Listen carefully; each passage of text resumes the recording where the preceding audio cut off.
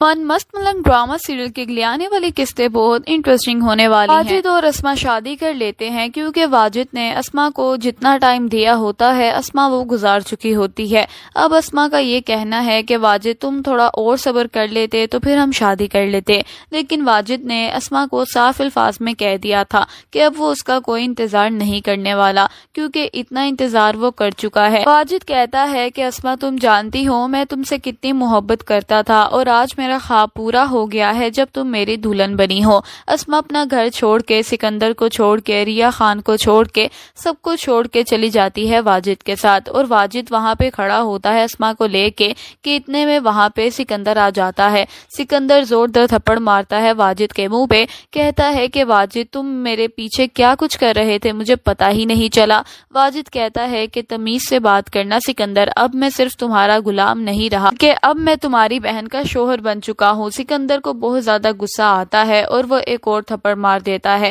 اتنے میں وہاں پہ اسما آ جاتی ہے، کہتی ہے کہ تم نے کیا شور مچایا ہوا ہے سکندر۔ سکندر کہتا ہے کہ اسما آپ کو ذرا شرم نہیں آئی، آپ نے یہ کیا کیا ہے؟ اسما کہتی ہے کہ شرم کیا مطلب ہے، مجھے کیوں آنی چاہیے، میں نے تم دونوں کے لیے اپنی زندگی برباد کر دی، میں نے اتنے سال انتظار کیا واجد سے شادی کرنے کے لیے اور تم نے اور ابا نے مل کے میری شادی کسی اور سے کروا دی، پھر میں مجبور ہو گئی تھی اس لیے میں نے اپنے بچے کو مار دیا تھا کیونکہ میں واجد سے محبت کرتی تھی اور میں واجد سے ہی شادی کرنا چاہتی تھی۔ اتنے میں سکندر کہتا ہے کہ اسما اب آپ نے جو کرنا تھا کر لیا ہے، آپ نے ایک بار بھی میرے بارے میں، ریا کے بارے میں نہیں سوچا کہ ہم کہاں جائیں گے، کیا کریں گے اکیلے۔ اسما کہتی ہے کہ میں نے تم دونوں کا سوچ سوچ کے اتنا انتظار کیا ہے اور میں کہیں جانے نہیں والی بلکہ میں نکاح کر کے واپس آنے لگی تھی، تم نے بلکہ دیکھ ہی لیا ہے تو اب میں اسی گھر میں رہوں گی اور واجد بھی میرے ساتھ رہا کرے گا۔ یہ سن کے ساتھ سکندر کہتا ہے کہ واجد ہمارے ساتھ نہیں رہے گا کیونکہ آپ جانتی ہیں کہ واجد نے کیا کچھ نہیں کیا تھا،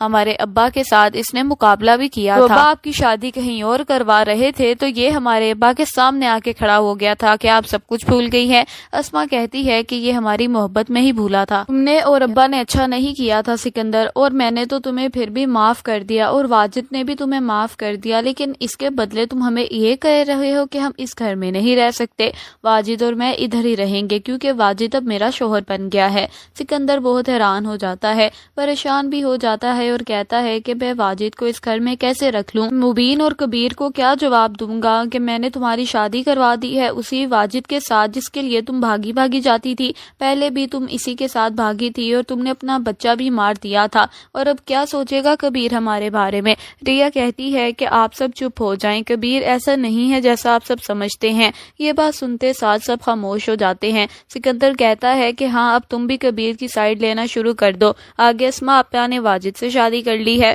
اور اب تم کبیر کی سائیڈ لے لو کیونکہ تم دونوں بہنوں کی آنکھوں پہ پٹی پڑ گئی ہے پاگل پنے کی، دونوں بہنوں کو نہ جانے ہو کیا گیا ہے، تم لوگ اپنے ہی دشمنوں کو اپنا دوست مانی جا رہے ہو، اب تم کبیر کے بارے میں کیا کہنے لگی ہو ریا، پہلے وہ بتا دو۔ ریا کہتی ہے کہ کبیر واقعی بہت اچھا ہے اور سچ پوچھیں بھائی تو مجھے اس سے بہت محبت ہو گئی ہے، میرا دل کرتا ہے کہ میں اسی سے شادی کر لوں۔ یہ بات سنتے ساتھ سب حیران ہو جاتے ہیں۔ سکندر زوردار تھپڑ مارتا ہے اور کہتا ہے کہ تمہارا دماغ خراب ہو گیا ہے ریا، تم آخر چاہتی کیا ہو؟ سکندر کہتا ہے کہ تمہیں نہیں پتا کہ اس نے ہمارے باپ کو مارا تھا۔ ریا کہتی ہے کہ مانا اس نے ہمارے باپ کو مارا تھا لیکن وہ بہت چھوٹا تھا، اتنے چھوٹے بچے کو کیا ہی پتا ہوتا ہے کسی کا قتل کرنا ہے یا نہیں۔ کبیر واقعی بہت اچھا ہے، مجھے اس سے بہت محبت ہو گئی ہے لیکن کبیر مجھ سے پیار نہیں کرتا، بھائی آپ پلیز کچھ کریں، میری شادی کبیر سے کسی بھی طرح کروا دیں یا پھر میں کبیر کے پاس خود ہی چلی جاتی ہوں اور اسے اظہار محبت کر دیتی ہوں۔